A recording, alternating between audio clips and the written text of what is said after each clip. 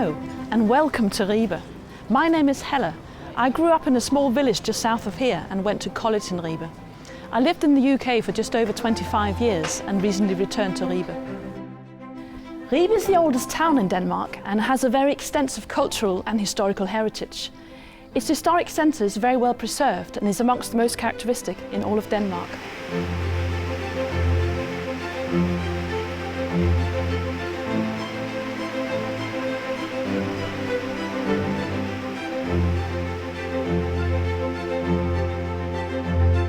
In order to learn more about the history of Ribe, we have to travel back in time to the days of the Vikings. It all began more than 1,000 years ago on the river that surrounds the town.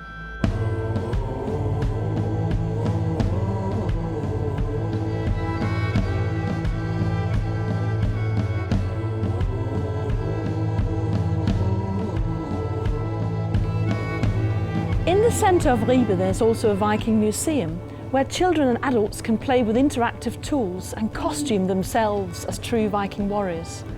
In the museum you can view reconstructions and archaeological artifacts from the Middle Ages and the Vikings, a time when Ribe was an important trade centre linking southern and northern Europe.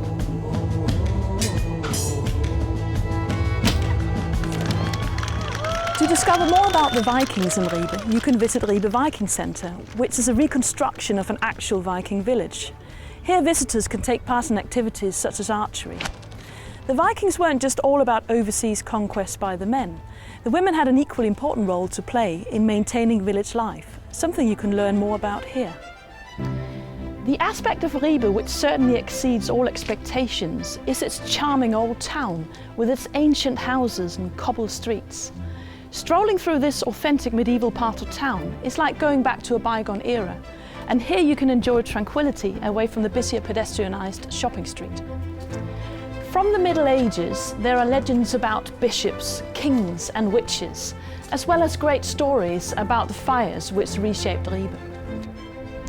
Here in the central square stands one of the most beautiful and ancient cathedrals of Northern Europe. Also known as the Cathedral of Our Lady, this was built in the Romanesque style between the years 11 and 1200.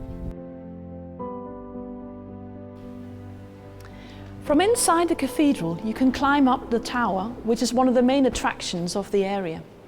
Originally there were two towers, but on Christmas Day in 1283 one of the towers collapsed and many people who attended the Mass died.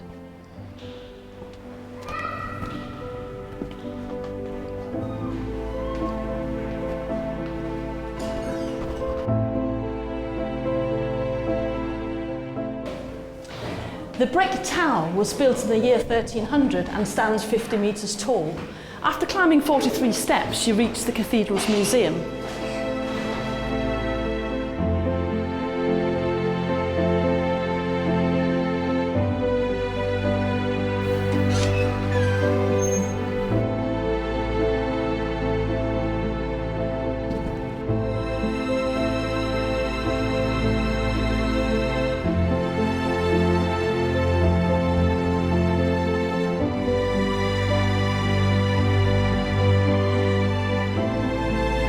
After climbing 248 steps, you reach the very top of the cathedral, from where there are panoramic views of Ribe and the surrounding area.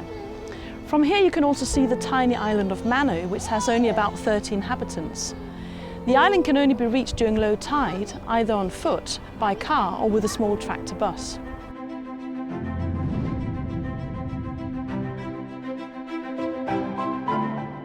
Jacob Riis was a boy from Ribe, who emigrated to America in 1870, and this museum celebrates his main achievements.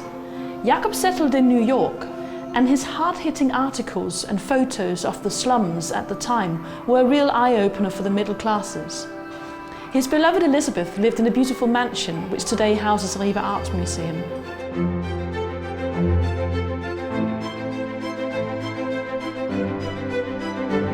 This wonderful 19th century building hosts Ribe Art Museum, which houses one of the finest collections of paintings from the Golden Age. At the rear of the museum, there's this romantic garden, a tranquil spot by the river.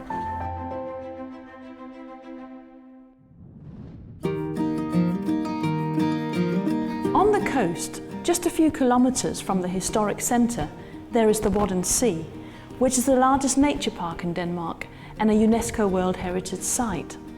The park stretches from Denmark to the Netherlands and is characteristic for its fauna and changing tides. The Wadden Sea Centre here is the gate to the Unesco World Heritage Site. The extensive exhibition of more than 1,000 square metres takes visitors on a journey as seen through the eyes of millions of migratory birds.